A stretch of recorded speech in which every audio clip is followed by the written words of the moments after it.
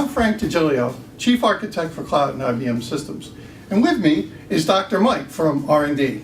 Hi Frank, thanks for letting me be here today. So what I want you guys to understand in this, in our last video we talked a lot about this concept of going from servers to services. And that's really important because it's the services that are going to make things different. I know what you're thinking. You're thinking, isn't that just SOA? SOA, Service-Oriented Architecture. That's a method that So SOA is really important in the past because it was a way of kind of putting things together.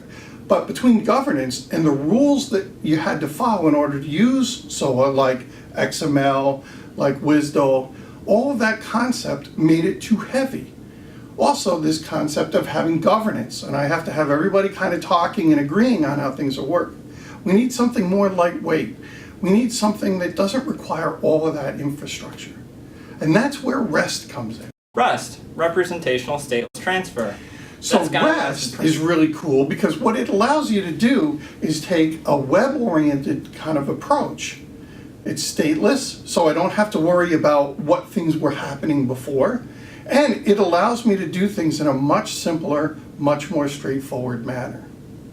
When a web service supports the REST architecture, it is said to be RESTful. These RESTful web services use a naming scheme called a URI, or Uniform Resource Identifier. A URI might look something like this. It's a path that allows us to interact with this specific resource, which is done through the following HTTP verbs: get, post, put, delete. A get is used most commonly to list or retrieve the specified entry. Post is used to create a new entry, and put is used to update an existing entry, while delete is used to remove an entry. It's up to the developer to create the actual mechanism that happens behind these methods, but as you can see, this straightforward approach makes for clean, easy to understand web services. So go get some REST today! All we need is an efficient way to move data around, a way of encapsulating all the components. The preferred way to encapsulate data in REST is using JSON, JavaScript Object Notation. Are you done yet? Geez, okay, so JSON is a really cool way of capturing all that data together. It's much more efficient than XML and a lot more flexible. And it gives a model that allows us to use objects on both ends without forcing people to use a particular language. JSON is a syntax for storing and exchanging data. Just like XML, it allows for nested fields, but unlike XML, each value has a single label rather than an opening and closing tag. JSON was designed explicitly for representing objects, where XML still carries over elements of a markup language.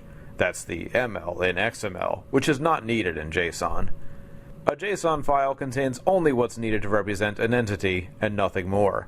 Because of this, it's both lightweight and human-readable, and widely used across a variety of applications.